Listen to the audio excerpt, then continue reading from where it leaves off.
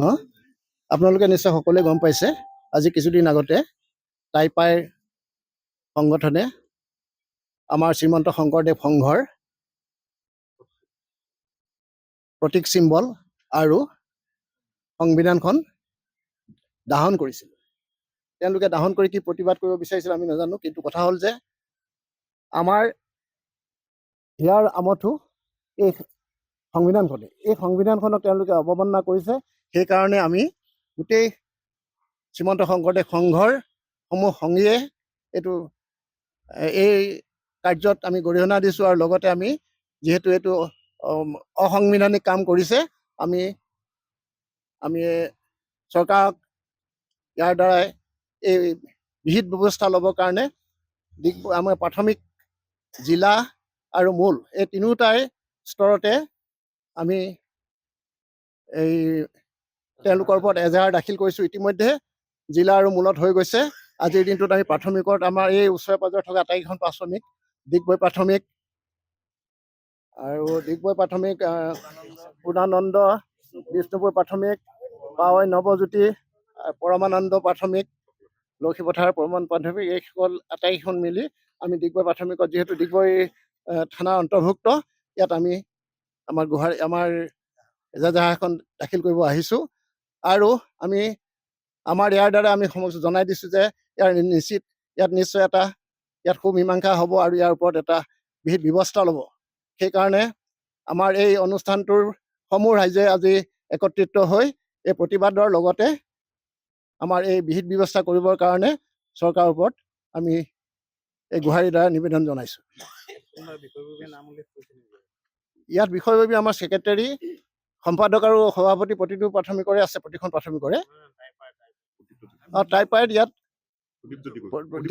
এজনৰ নাম আছে দীপজ্যোতি গগৈ তেখেত, আৰু লগত সহযোগীসকল একেখনেই আমাৰ আচলতে গুহাৰি আমি যিখন মূলৰ কাগজ, সেইটো জিলা, প্ৰাথমিক আৰু আঞ্চলিক সকলোতে একেধৰণে হৈছে। একেটা বিষয়তে আমি একেই অভিযোগ আমাৰ একেটা ফৰ্মেটতে আমি সকলো প্ৰাথমিকে প্ৰদান কৰিছোঁ।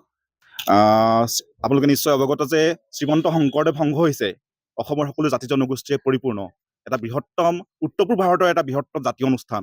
এতিয়া আপোনালোকে চাওকচোন, আজি আমি আমাৰ ওচৰ পাজৰে থকা ডিগবৈ অঞ্চলৰ প্ৰাথমিকসমূহ গোট খাইছোঁ। ইয়াত আমাৰ মাজত কোনো ধৰণৰ বিভেদ নাই। আমি ইয়াত আহিছোঁ, কোনোবা এজন আহোম আহিছে, কোনোবা এজন কোচ ৰাজবংশী আহিছে, কোনোবা এজন কলিতা আহিছে, কোনোবা এজন চুতীয়া আহিছে, কোনোবা এজন আমাৰ সকলোতকৈ পিছপৰা বুলি কয় যে আপোনাৰ অসমীয়া জাতীয় সমাজত, কৈবৰ্ত সমাজৰ লোকসকলো আজি আমাৰ মাজত শংকৰদেৱ সংঘত একত্ৰিত হৈ আমি একেলগে আছোঁ। আৰু এই বৃহত্তৰ সমাজখনক থান বান কৰাৰ স্বাৰ্থত যিহেতু দুষ্ট শক্ৰই এটা যি আমাৰ শ্ৰীমন্ত শংকৰদেৱ সংঘৰ যিখন আমি হিৰত লওঁ, যিখন আমাৰ প্ৰত্যেকজন ভকতে হিৰত লয়, আমাৰ অতিকে আদৰৰ এই সংবিধানখন দাহন কৰি তেওঁলোকে যি এটা দুষ্কাৰ্য সংঘটিত কৰিলে, আমি শ্ৰীমন্ত শংকৰদেৱ সংঘৰ আমি ভকতভাৱে অতি দুখ পাইছোঁ, আমাৰ অন্তৰ অতি আঘাত পাইছোঁ। আৰু আমি গোটেইকেইখন প্ৰাথমিক, আজি ডিগবৈ ওচৰে পাজৰে থকা আটাইকেইখন প্ৰাথমিক আমি একলগ হৈ আজি সকলো ভকত সমষ্টি আমি ডিগবৈ থানলৈ আহিছোঁ। আমি চৰকাৰ পক্ষলৈ কৰজোৰে সেৱা ধৰিছোঁ, আমি সকলো ভকতৰ তৰফৰ পৰা, যাতে এই দুষ্কৃতিকাৰীকেইজনক আমি এজাহাৰ তেওঁলোকৰ নামসমূহ উল্লেখ কৰিছোঁ।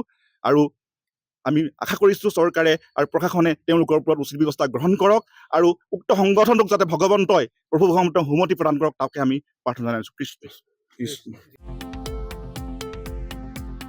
শৰীৰৰ যিকোনো অসুবিধাৰ সন্মুখীন হৈছে নেকি আপুনি? শাৰীৰিক সমস্যাৰ প্ৰতিকাৰ কেৱল আমি দিম।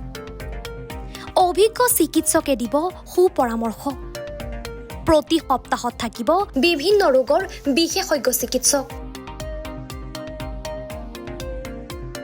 চাবলৈ নাপাহৰিব এনি ভাৰত 24ৰ বিশেষ অনুষ্ঠান স্বাস্থ্য বিশেষ।